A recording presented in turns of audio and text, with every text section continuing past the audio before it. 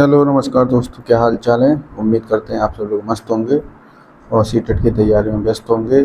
तो अब तक की हमने पिछली क्लास में हमने पढ़ा था अब्राहम मैस्लो का जो सिद्धांत है, मानवतावादी मनोवैज्ञानिक अब्राहम मैस्लो का जो सिद्धांत था वो हमने पढ़ा था, जिसका कि नाम है आवश्यकता का पदानुक्रम, यानी कि हायरार्की ऑफ नीड। तो ये हमने पढ़ लिया था।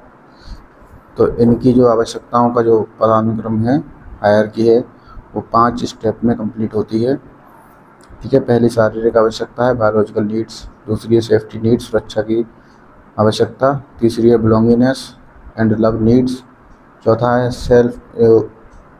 सेल्फ एस्टीम नीड्स, यानी कि मान सम्मान पहचान की, और लास्ट है सबसे हाईएस्ट सेल्फ एक्चुअलाइजेशन।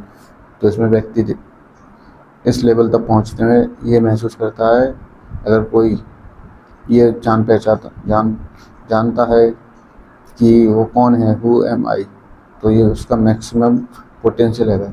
अगर कोई इंसान इस तरह के विचार अपने मन में रखता है तो वो सेल्फ एक्चुअलाइजेशन कर रहा है। यहाँ तक केवल और केवल 2% लोग ही पहुँच पाते हैं। तो आत्मसिद्धि की आवश्यकता। इसके बाद हमने पढ़ा था कार्ल रॉजर्स ने व्यक्तित्व के प्रकार बताए थे, 2 प्रकार, एक असंगत और एक संगत, इनकॉन्ग्रुएंट और कॉन्ग्रुएंट। तो जब एक की सेल्फ इमेज होती है, जो बनना चाहता है इंसान, वो एक आइडियल इमेज है जैसा कि आप बनना चाहते हैं, और एक है सेल्फ इमेज जो कि आप स्वयं अभी हैं। तो जब ये दोनों अलग अलग होती हैं तो इसको बोलते हैं incongruent behaviour personality, incongruent personality. और ये है कॉन्ग्रुएंट पर्सनालिटी, यानी कि जब सेल्फ इमेज और आइडियल इमेज जैसे अभी आप हैं और जैसा आप बनना चाहते हैं, अगर वो दोनों ओवरलैप हो जाएं, यानी कि आप जब जैसे अभी आप हैं और जैसा बनना चाहते हैं वो बन जाएं आप, तो ये ओवरलैप कर जाएगा ये दोनों। तो इसको बोलेंगे कि जब दोनों एक दूसरे में मिक्स हो जाएंगी, ओवरलैप हो जाएंगी, तो आप संगत व्यक्तित्व के बन जाएंगे, यानी कि कॉन्ग्रुएंट पर्सनालिटी हो जाएगी। इसके बाद यहाँ तक हमने पढ़ लिया था। अब आगे पढ़ेंगे हम, आगे के सिद्धांत हैं एडवर्ड सी टोलमैन जो मनोवैज्ञानिक है वो यूएसए के हैं, ठीक है, अमेरिका के। इन्हें नियो बिहेवियरिस्ट, नई विचारधारा के व्यवहारवादी कहा जाता है। जो एडवर्ड सी टोलमैन है वो नई विचारधारा के व्यवहारवादी मनोवैज्ञानिक हैं, ठीक है। परपोजिव बिहेवियरिज्म, उद्देश्य हो तो सीखने में मज़ा आता है, ठीक है, बिना उद्देश्य के सीखने में कोई मज़ा नहीं आएगा। एडवर्ड सी टोलमैन कहते हैं कि बिना उद्देश्य के सीखने में इंटरेस्ट नहीं आएगा, ठीक है। तो सीखने से पहले उद्देश्य होना चाहिए। जो कुछ भी आप सीख रहे हैं, अभी हम लोग क्लास कर रहे हैं तो इसका उद्देश्य है कि हमें सीटेट क्वालिफाई करना है, ठीक है। तो इनकी थ्योरी जो है गेस्टाल्टवाद और व्यवहारवाद का मिश्रण है, ये दोनों का मिश्रण है, इसलिए इन्हें नियो बिहेवियरिस्ट कहा जाता है, ठीक है। तो प्रतीकात्मक सिद्धांत, यानी कि साइन और सिग्नल लर्निंग, इनके सिद्धांत का नाम है प्रतीकात्मक सिद्धांत। एडवर्ड सी टोलमैन, याद रखेंगे नाम। और इसी को कहते हैं, साइन और सिग्नल लर्निंग को कहते हैं चिन्ह पूर्णाकार सिद्धांत, ठीक है। तो ये इनके सिद्धांत के नाम है। तो इन्होंने अपना प्रयोग किया था चूहों पर, ठीक है, भूल भुलैया प्रयोग किया था, मेज एक्सपेरिमेंट कहलाता है इनका जो एक्सपेरिमेंट है, मेज एक्सपेरिमेंट, ठीक है। तो साइन को सीखते हुए गोल की तरफ बढ़ना, ठीक है, जो भी आपको साइन मिलेंगे, ठीक है, उन साइन को सीखना है और अपने गोल की तरफ बढ़ना है। भूल भुलैया आपने देखा होगा, वो जो है इस तरह से भूल भुलैया होती है, और एक तरफ जो है तमाम रास्ते होते हैं, एक कोने पे जो है एक व्यक्ति होता है और दूसरे कोने पे उसका उद्देश्य है। तो उन तमाम रास्तों से होते हुए उद्देश्य तक पहुंचना है, ठीक है। जो साइन है उनको सीखना है। तो लर्निंग हम सीख तो लेते हैं, लेकिन व्यक्त तभी करेंगे जब उद्देश्य होगा, है ना, या रीइंफोर्समेंट मिले या गोल मिले। कोई गोल होगा तभी हम उसको अच्छी तरह से और अच्छे प्रकार से सीखेंगे। विदाउट गोल, बिना किसी जो है उद्देश्य के, बिना किसी एम के सीखेंगे, लेकिन वो व्यक्त नहीं हो पाएगी। तो इसे कॉग्निटिव मैपिंग थ्योरी भी कहा जाता है, यानी कि संज्ञानात्मक चित्रण सिद्धांत। कॉग्निटिव मैपिंग थ्योरी भी इसका नाम है। उद्देश्यात्मक व्यवहारवाद का सिद्धांत भी कहा जाता है इसका नाम। एडवर्ड सी टोलमैन का जो सिद्धांत है उसे उद्देश्यात्मक, है ना, उद्देश्य होना बहुत जरूरी है, ठीक है। तो उद्देश्यात्मक और व्यवहारवादी तो ये है नई विचारधारा के व्यवहारवादी हैं, इसलिए इनके सिद्धांत को कहा जाता है उद्देश्यात्मक व्यवहारवाद का सिद्धांत। जब हमारे सामने गोल होता है तब हम जल्दी सीखते हैं, तो जब गोल होगा, जैसे गोल दे दिया कि अगर आप ये काम कर देंगे तो आपको ये जो है प्राइज़ मिलेगा या आपको ये जो है इनाम मिलेगा।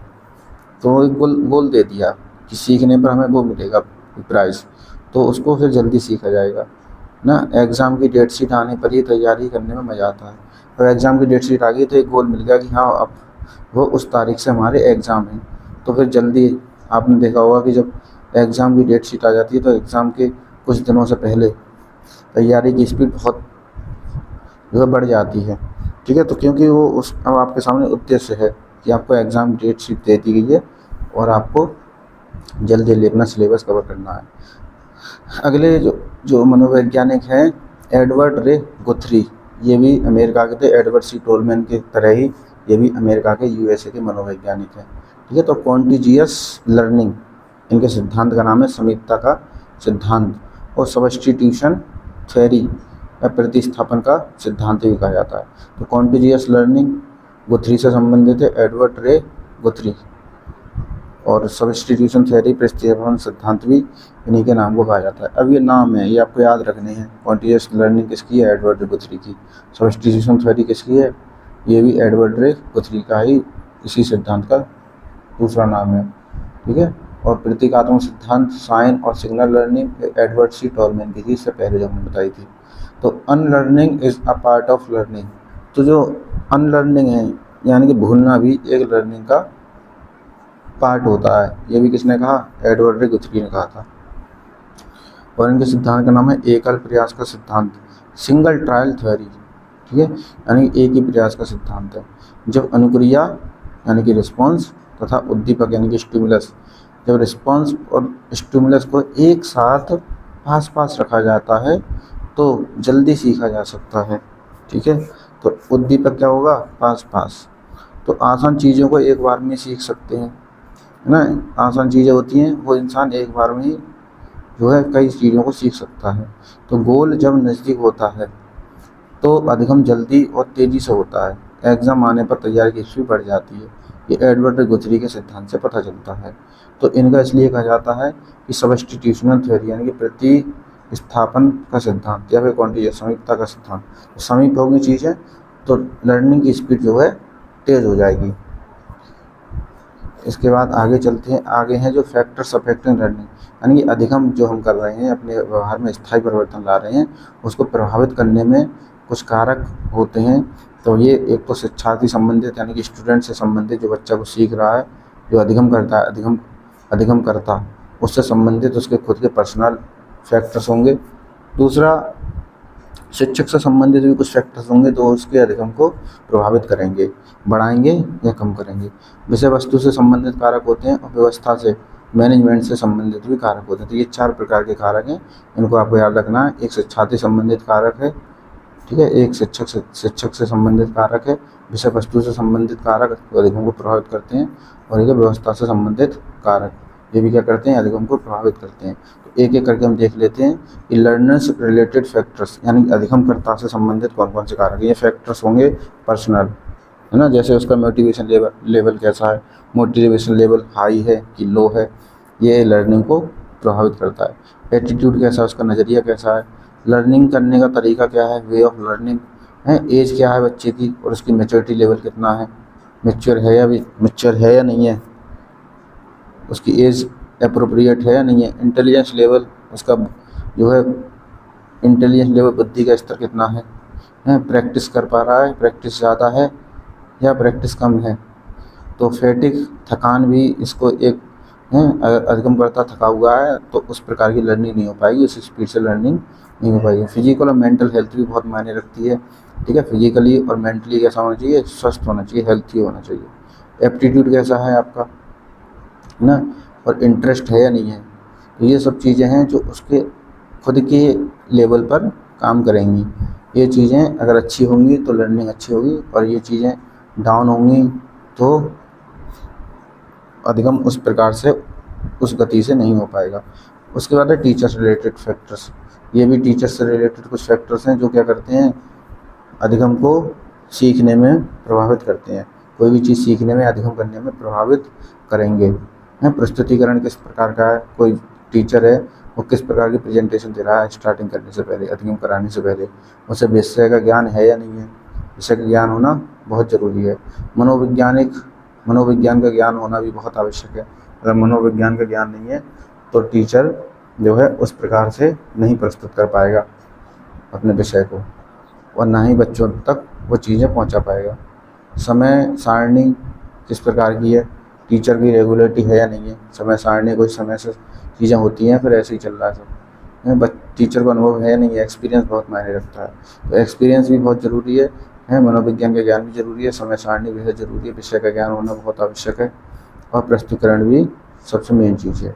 तो ये टीचर रिलेटेड है। ये टीचर के पास अगर अच्छी होंगी तो अधिगम अच्छी प्रकार से हो पाएगा, नहीं तो अधिगम उस प्रकार से नहीं हो पाएगा। कंटेंट रिलेटेड फैक्टर्स हैं, जो आप कंटेंट पढ़ा रहे हैं, विषय वस्तु पढ़ा रहे हैं, उसका स्वरूप कैसा है, उसका आकार क्या है, वो क्रम में है या फिर जो है क्रम में नहीं है। भाषा शैली उसकी कैसी है, यानी कि उसका नेचर कैसा है, साइज कैसा है, ज़्यादा तो नहीं है कहीं ऐसा पता चला कि बहुत मोटी मोटी किताबें दे दी छोटी सी हमारे बच्चे की, और मोटी सी किताबें देख के बच्चा डर जाएगा, और वो सीक्वेंस में है नहीं है। जो भी मैटर आपने दिया है, जो भी आपने कंटेंट दिया है, उसका सीक्वेंस होना बहुत ज़रूरी है। ऐसा नहीं है कोई जो है ऐसे ही चल रहा है सब रैंडम है। और लैंग्वेज स्टाइल कैसी है, तो भाषा शैली कैसी होनी चाहिए। भाषा शैली सरल होनी चाहिए और बच्चे के जो स्तर के हिसाब से होनी चाहिए। एनवायरमेंटल रिलेटेड फैक्टर्स, एनवायरनमेंट से संबंधित कौन कौन से फैक्टर्स हैं, या फिर इसको कहते हैं व्यवस्था से संबंधित कारक कौन कौन से, मैनेजमेंट से संबंधित कारक। तो स्कूल कैसा है, फैमिली का एनवायरनमेंट, स्कूल का एनवायरनमेंट, ये बच्चों के अधिगम पर भी प्रभावित करते हैं। तो एनवायरनमेंट बहुत ही सुखद होना चाहिए और अधिगम के अनुकूल होना चाहिए। एनवायरनमेंट अगर अच्छा होगा घर का और परिवार का, स्कूल का, तो बच्चा अच्छी प्रकार से अधिगम करेगा। सोसाइटी कैसी, किस सोसाइटी में रह रहा है बच्चा, अच्छे स्कूल में रहता है लेकिन सोसाइटी उसकी ख़राब है, घर जा कर के उसकी पता चला कि सोसाइटी उस प्रकार की नहीं है जिस प्रकार से अधिगम अच्छी प्रकार से होना चाहिए। तो अगर सोसाइटी ख़राब है तो अधिगम पर उसका प्रभाव ज़रूर देखने को मिलेगा। प्लेग्राउंड की व्यवस्था है नहीं, बच्चे के खेलकूद की व्यवस्था है नहीं। खेलकूद भी बहुत ज़रूरी है, महत्वपूर्ण है, ठीक है। तो खेलकूद की व्यवस्था होनी चाहिए, प्लेग्राउंड की व्यवस्था होनी चाहिए घर पर भी और स्कूल में भी। नेबरहुड कैसा है उसका, आस पड़ोस कैसा है, ऐसा तो नहीं लड़ाई झगड़ा ही होता रहता है हर समय, बच्चा सीख ही नहीं पा रहा, बच्चा पढ़ ही नहीं पा रहा, अधिगम नहीं कर पा रहा, उसका मन ही नहीं लगता। तो ये सब चीज़ें होती हैं एनवायरनमेंट रिलेटेड, ठीक है। तो ये जो वातावरण है उसके आसपास का बच्चे के, ये उससे रिलेटेड फैक्टर्स हैं। और कुछ फैक्टर्स कंटेंट रिलेटेड होते हैं, टीचर रिलेटेड होते हैं, और कुछ उसके स्वयं के फैक्टर्स हैं। तो ये होते हैं फैक्टर्स अफेक्टिंग लर्निंग। तो जो फैक्टर्स हैं, जो कौन कौन से कारक हैं जो अधिगम को प्रभावित करते हैं, तो 4 प्रकार के कारक हो गए। एक शिक्षार्थी संबंधित, ठीक है, लर्नर्स रिलेटेड, दूसरा टीचर रिलेटेड, कंटेंट रिलेटेड, और एनवायरमेंटल रिलेटेड। ये आपको याद रखने, इनसे क्वेश्चन पूछा जाता है। तो अब चलते हैं थिंकिंग का जो चैप्टर है, नेक्स्ट टॉपिक है थिंकिंग। तो थिंकिंग कैसा है, थिंकिंग बेटा एक मानसिक प्रक्रिया है, ठीक है। मानसिक क्रिया का ज्ञानात्मक पहलू है थिंकिंग। तो मानसिक प्रक्रिया है ये। थिंकिंग कैसे होगी, दिमाग से होगी, बुद्धि से होगी, थिंकिंग कोई कर रहा है चलते चलते भी कर सकता है, बैठे बैठे भी थिंकिंग कर सकता है, इसमें हाथ पैरों को चलाने की जरूरत नहीं है, केवल मन से होती है, बुद्धि से होती है। तो थिंकिंग हमेशा गोल ओरिएंटेड होगी, ऐसे ही कोई नहीं सोचता कुछ भी, तो उसका कुछ गोल होगा, कोई प्रॉब्लम होगी, उसको सॉल्यूशन के लिए वो उसको सोचेगा, थिंकिंग करेगा, तथा प्रॉब्लम सॉल्विंग होती है। गोल ओरिएंटेड होगी, उसका ही उद्देश्य होगा, और हमेशा थिंकिंग प्रॉब्लम सॉल्विंग होगी। कोई चीज़ अगर सोच रहे हो तो बेटा उसका वो प्रॉब्लम की सॉल्यूशन के बारे में ही सोचता है। Thinking is mental activity. Thinking कैसी है, मेंटल एक्टिविटी है, मानसिक क्रिया है, पहले ही बता चुके हैं कि मेंटल एक्टिविटी है। और ये किस में होती है, कॉग्निटिव एस्पेक्ट में होती है, ज्ञानात्मक पहलू है इसका। थिंकिंग का क्या है, ज्ञानात्मक पहलू, ठीक है, यानी कि ज्ञान के लिए थिंकिंग होती है। चिंतन यानी कि थिंकिंग एक आंतरिक ज्ञानात्मक प्रक्रिया, इंटरनल कॉग्निटिव प्रोसेस है ना, मेंटल प्रोसेस है, इंटरनल प्रोसेस ऑफ कॉग्निटिव, ठीक है। इंटरनल प्रोसेस होगा कॉग्निटिव का, ज्ञानात्मक का आंतरिक वह प्रक्रिया होगी। तो आंतरिक ज्ञानात्मक प्रक्रिया है। चिंतन का हमेशा निश्चित उद्देश्य होता है, चिंतन होगा तो हमेशा उसका एक उद्देश्य होगा, बिना उद्देश्य के कोई भी ऐसे ही नहीं सोचता, ठीक है, बिना समस्या चिंतन नहीं हो सकता। समस्या नहीं है तो चिंतन भी नहीं होगा। ऐसा नहीं है कि बिना समस्या के कुछ ना कुछ आप चिंतन कर रहे हैं, समस्या होगी तो चिंतन उसका स्वाभाविक है। तो चिंतन हमेशा उद्देश्य या लक्ष्य की प्राप्ति की ओर अग्रसर रहता है। तो एक तो उद्देश्य होना चाहिए, है, बिना उद्देश्य के कोई चिंतन नहीं करता, और एक गोल ओरिएंटेड है। ठीक है, तो उसको एक कोई प्रॉब्लम सॉल्विंग है, कोई गोल है उसका सॉल्यूशन निकालना है, तो हमेशा किससे होगी, गोल ओरिएंटेड और उद्देश्य होगा उसका। तो चिंतन का अंतिम बिंदु है प्रॉब्लम सॉल्विंग। भाई चिंतन करता है क्यों है इंसान, चिंतन प्रॉब्लम सॉल्विंग के लिए करता है। तो लास्ट पॉइंट होता है उसका, अंतिम स्टेप है प्रॉब्लम का सॉल्यूशन प्राप्त करना। प्रॉब्लम का सॉल्यूशन मिल गया, चिंतन खत्म। ठीक है, तो चिंतन में कौन कौन से चीज़ें जो है महत्वपूर्ण हैं, कौन कौन सी चीज़ें प्रभावशाली हैं। तो प्रभावशाली औजार क्या क्या चीज़ें मदद करती हैं चिंतन में। तो एक तो संप्रत्यय मदद करेगा, कंसेप्ट, सिंबल मदद करते हैं, प्रतीक, साइन चिन्ह भी मदद करते हैं, इमेजिनेशन कल्पना मदद करती है, और लैंग्वेज भाषा भी मदद करती है। तो ये हैं टूल्स। ठीक है, तो प्रभावशाली चिंतन के लिए इनका विकास होना बहुत ज़रूरी है। तो ये इनका बहुत ही ज़्यादा महत्वपूर्ण योगदान है चिंतन में। तो ये बहुत अच्छे प्रकार के टूल, जितने अच्छा होगा उतना ही अच्छा काम कर पाएंगे। टूल खराब होंगे तो काम भी आप उस प्रकार से अच्छे प्रकार से नहीं कर पाएंगे। तो कंसेप्ट, सिंबल, साइन, इमेजिनेशन और लैंग्वेज ये बहुत अच्छे लेवल की होनी चाहिए। कि टाइप्स ऑफ थिंकिंग क्या है, चिंतन के कितने प्रकार होते हैं। तो चिंतन के 4 प्रकार होते हैं, मूर्त चिंतन, अमूर्त चिंतन, क्रिएटिव थिंकिंग और रिफ्लेक्सिव थिंकिंग। ठीक है, कॉन्क्रीट और abstract thinking, concrete thinking, abstract thinking, creative thinking, reflexive thinking. ये 4 प्रकार हैं चिंतन के। इंसान 4 प्रकार की चिंतन करता है। ठीक है, कॉन्क्रीट थिंकिंग क्या होती है, कॉन्क्रीट थिंकिंग होगी टच, फील, अनुभव से, है ना, टच, फील और अनुभव से कॉन्क्रीट थिंकिंग होती है। एब्स्ट्रैक्ट थिंकिंग होगी विचारों और परिकल्पना में, इमेजिनेशन में, थॉट्स में, ये एब्स्ट्रैक्ट थिंकिंग होती है। क्रिएटिव थिंकिंग क्या होगी, क्रिएटिव थिंकिंग होती है सबसे यूनिक सोचना, क्रिएटिव सोचना। रिफ्लेक्टिव थिंकिंग होती है गहन चिंतन, बहुत ही जटिल समस्याओं के बारे में अगर सोच रहे हैं तो होगी रिफ्लेक्टिव थिंकिंग। ये जॉन डेवी ने दिया था रिफ्लेक्टिव थिंकिंग। ठीक है, तो कॉन्क्रीट थिंकिंग टच, फील, अनुभव से उसके बारे में सोचना, एब्स्ट्रैक्ट थिंकिंग विचारों, परिकल्पनाओं, इमेजिनेशन में सोचना, क्रिएटिव थिंकिंग यूनिक होती है, और रिफ्लेक्टिव थिंकिंग उसके बारे में सोचना जो बहुत ही जटिल समस्याएं हैं। तो ब्रेन स्टॉर्मिंग एक तरीका है, ब्रेन स्टॉर्मिंग एक तरीका, एक वे है किसका, प्रॉब्लम सॉल्विंग का। यह क्रिएटिविटी से रिलेटेड होता है। ब्रेन स्टॉर्मिंग किससे रिलेटेड है, क्रिएटिविटी से रिलेटेड होता है ना। इस टर्म को एलेक्स एफ ऑसबॉर्न ने दिया था। तो अगर पूछा जाए क्वेश्चन कि ब्रेन स्टॉर्मिंग किसने दिया, brainstorming Alex F Osborn ने दिया था। और ये प्रॉब्लम सॉल्विंग का एक क्या है, एक तरीका है कि आप इस प्रकार से ब्रेन स्टॉर्मिंग से प्रॉब्लम सॉल्व कर सकते हैं। ब्रेन स्टॉर्मिंग क्या होती है, ब्रेन स्टॉर्मिंग होती है कि एक समस्या के बारे में आपके मन में बहुत ज़्यादा सॉल्यूशन आते हैं। ठीक है, एक प्रॉब्लम है उसके लिए आपके पास तमाम सॉल्यूशन हैं, तमाम तरीके हैं उसको सॉल्व करने के। तो ये प्रॉब्लम सॉल्विंग का ही तरीका है ब्रेन स्टॉर्मिंग, यानी विचारों की बौछार आ जाती है। ठीक है, दिमाग में विचारों की क्या जाएगी, बौछार। तो करेक्टरिस्टिक्स ऑफ और एलिमेंट ऑफ थिंकिंग, तो थिंकिंग की विशेषताएं क्या हैं या फिर तत्व क्या हैं थिंकिंग के। तो थिंकिंग के 4 तत्व होते हैं, इसको शॉर्ट फॉर्म में एफ ओ ई, फफोई बोलते हैं इसको, फफोई, FFOE। फफोई में क्या होता है, क्या क्या तत्व होते हैं। एक तो फ्लुएंसी होनी चाहिए चिंतन में, बहुत सारे विचारों का प्रभाव होना चाहिए, मल्टीपल आइडियाज़ आने चाहिए। ठीक है, एक फ्लेक्सिबिलिटी होनी चाहिए चिंतन में, लचीलापन होना चाहिए चिंतन में, रिजिड नहीं होना चाहिए। ओरिजिनलिटी, मौलिकता होनी चाहिए, यूनिक होना चाहिए। चिंतन कैसा होना चाहिए, यूनिक, है ना, ऐसे ही नहीं बेकार की बातों पर सोचे पड़े हैं। एलोबरेशन, विस्तार होना चाहिए चिंतन का। तो ये 4 चीज़ें होती हैं चिंतन के तत्व में।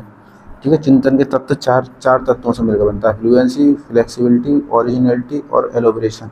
यानी कि फ्लुएंसी यानी प्रभाव, फ्लेक्सिबिलिटी लचीलापन, ओरिजिनलिटी मौलिकता, एलोबरेशन विस्तार।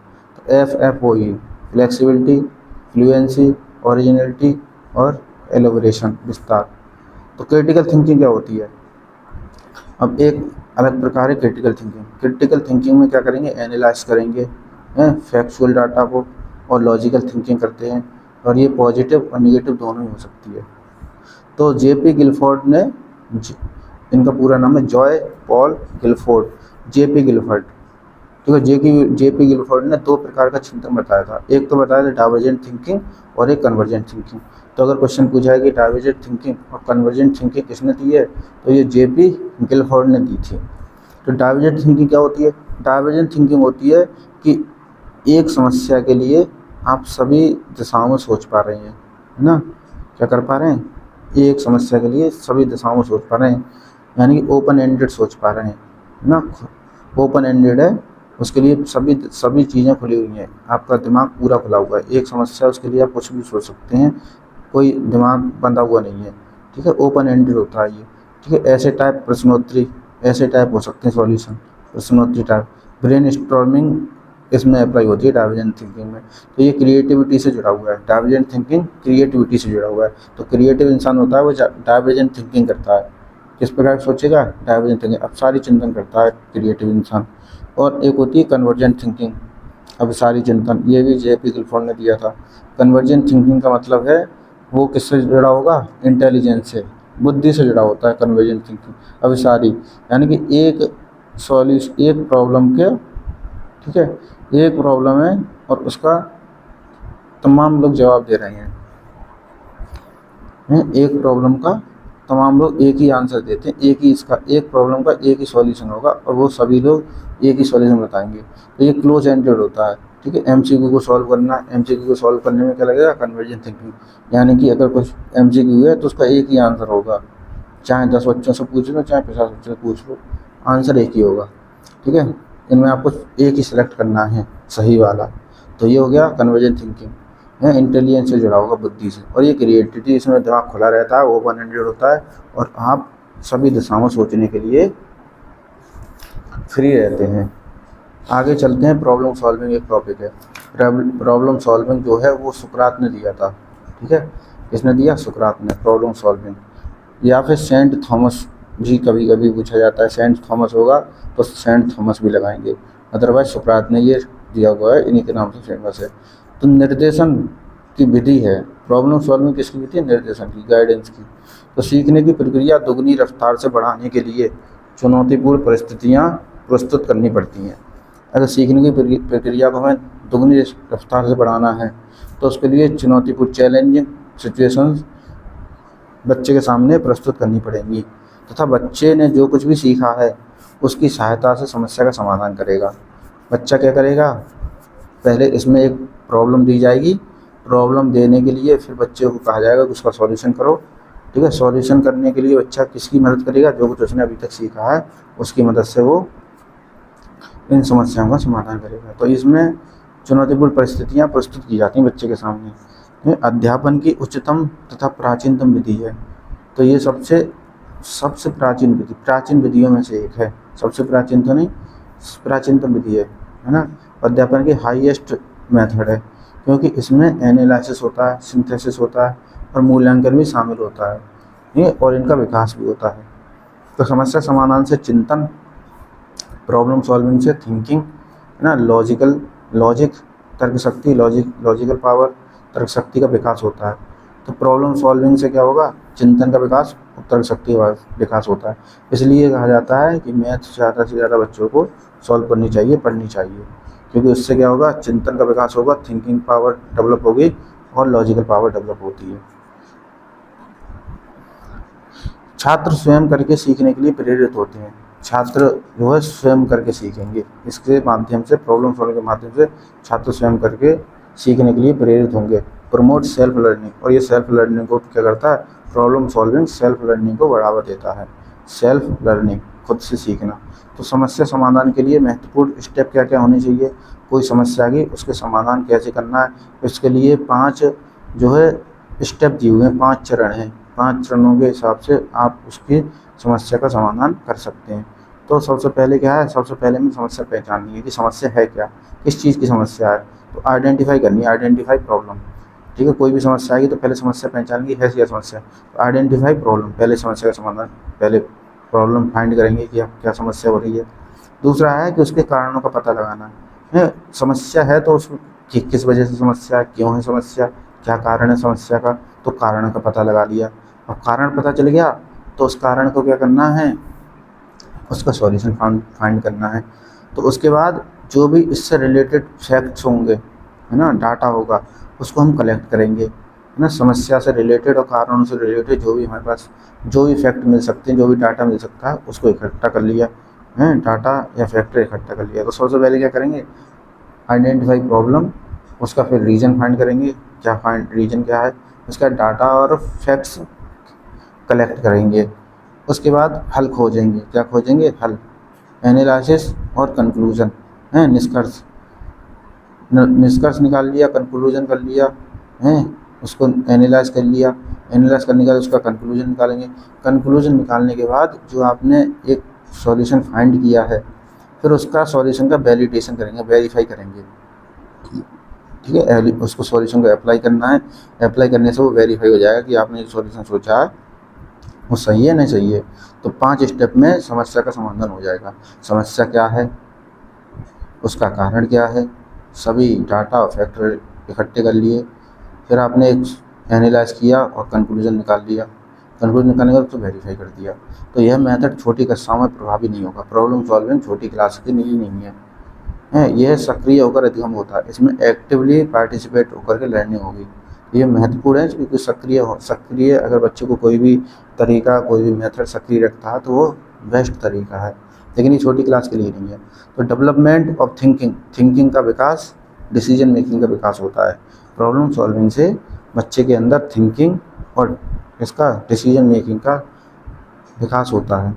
असल ज़िंदगी से जोड़ कर के सीखता है बच्चा, है, ऐसी प्रॉब्लम देंगे जो उसकी क्या है, लाइफ से रिलेटेड हो, ठीक है, असल ज़िंदगी से रिलेटेड हो प्रॉब्लम, उसका सॉल्यूशन करेगा तो उसके अंदर क्या आएगा, वो डिसीजन मेकिंग कर सकता है और उसके अंदर चिंतन का विकास भी होगा। क्योंकि भाई प्रॉब्लम सॉल्विंग में चिंतन तो लगेगा ही लगेगा, तो चिंतन का विकास होगा। प्रैक्टिकल होकर सोचता बच्चा, अगर असल ज़िंदगी की प्रॉब्लम होगी तो बच्चा कैसे सोचेगा, प्रैक्टिकल होकर के, कि अगर मैं ऐसा सॉल्यूशन लगाऊंगा, ये सॉल्यूशन अगर मैं सोचता हूँ तो इसका ये होगा, सही होगा नहीं होगा, तो ये सोचता है।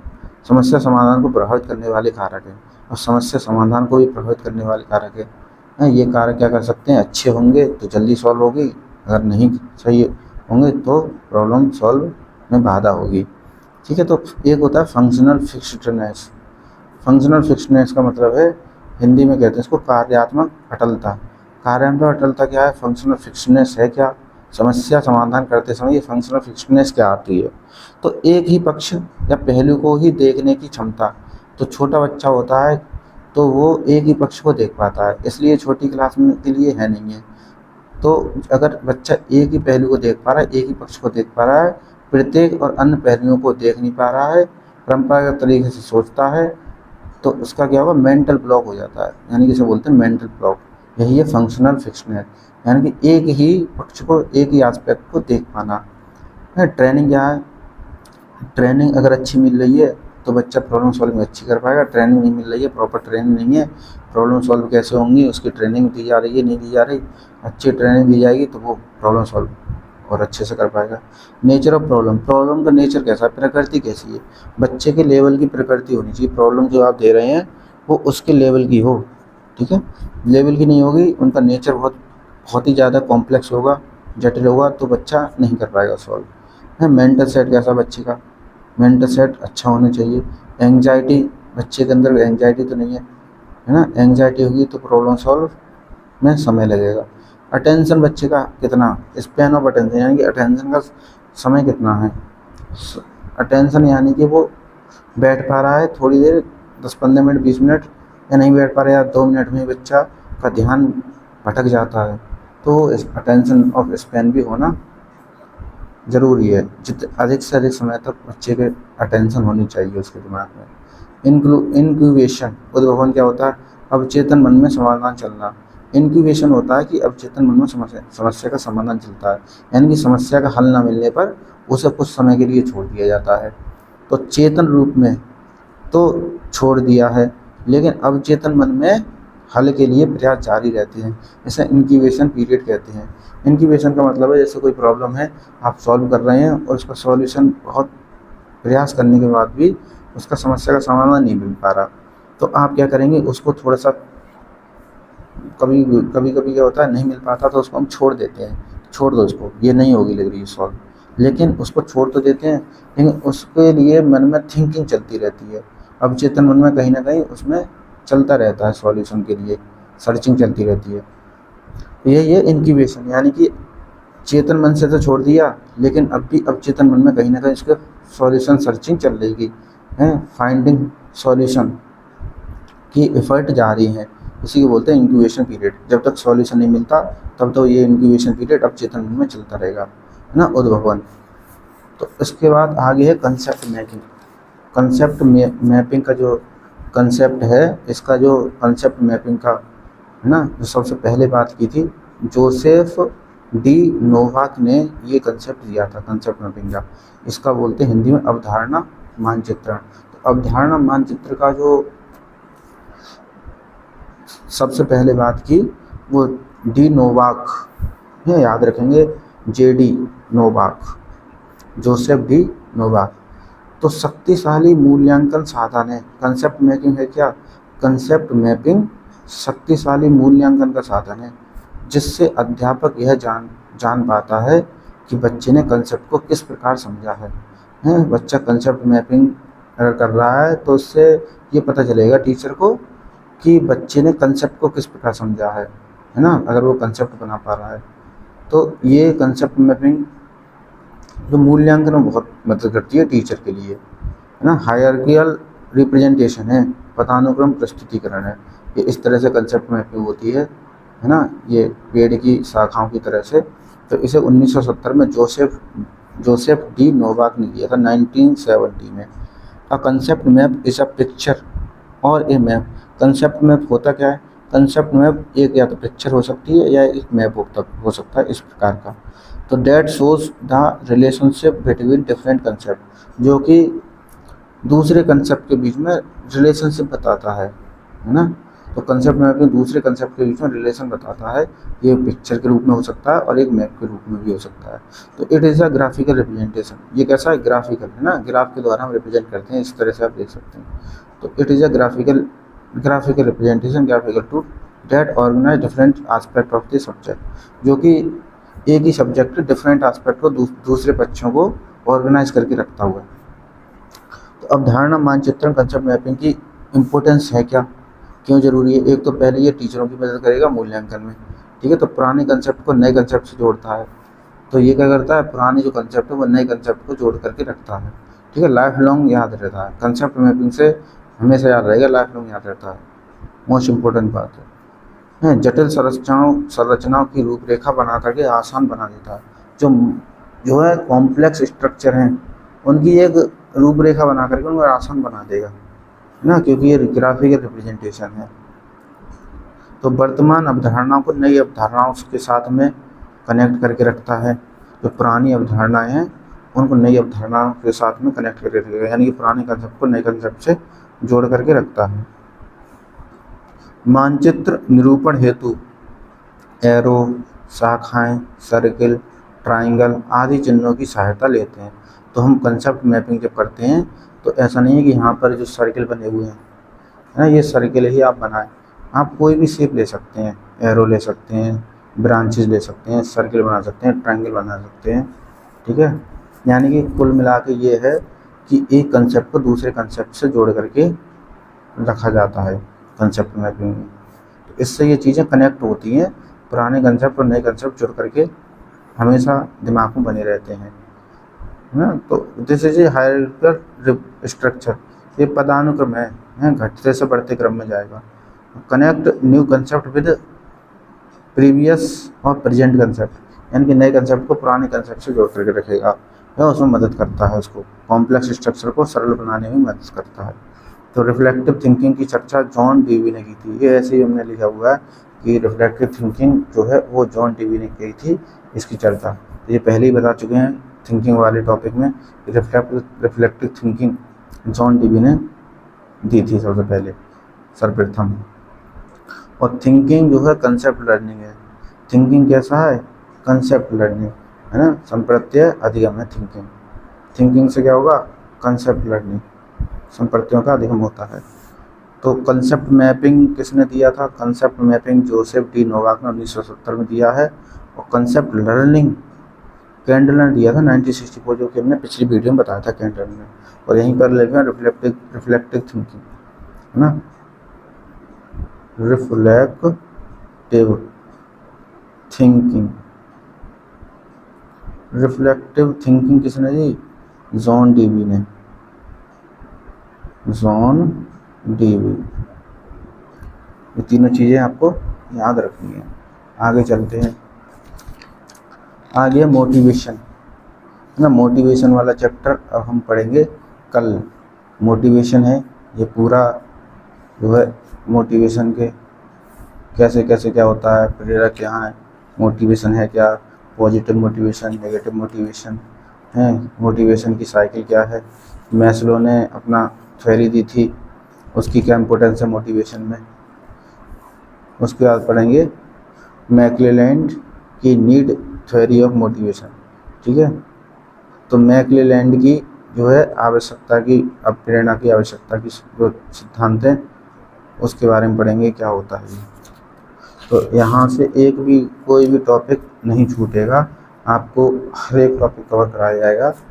और कोई भी एग्ज़ाम दे देना जिसमें CTP आती है, आप कभी भी मात नहीं खाएंगे, हमेशा सफलता प्राप्त करेंगे, क्योंकि यहीं से इन्हीं नोट्स से पढ़ करके हमने भी अपने एग्ज़ाम क्वालिफाई किए हैं, ठीक है। इसी से मैंने कोई अपना KBS क्वालिफाई किया था, तो आप ये पढ़ सकते हैं यहीं से जुड़ करके। और मोटिवेशन के अप्रोच क्या है, ये सभी हम कल की वीडियो में पढ़ेंगे, नेक्स्ट वीडियो में। तब तक के लिए आप रिवीजन करते रहिए। कोई भी क्वेश्चन हो तो आप वो कमेंट सेक्शन में बता सकते हैं, ठीक है। तब तक के लिए जय हिंद, वंदे मातरम।